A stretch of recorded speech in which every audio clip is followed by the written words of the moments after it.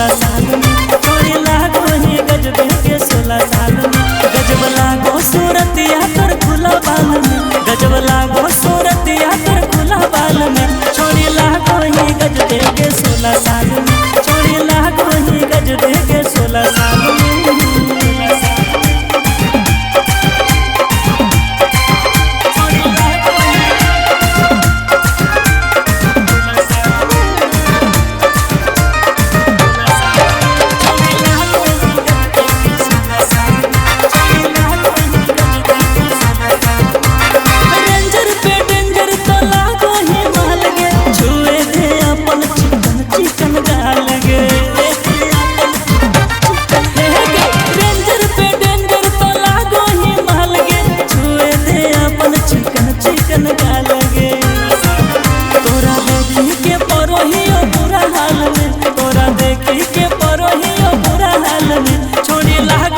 गजबे के 16 साल में छोड़ी लागो ही गजबे के 16 साल में।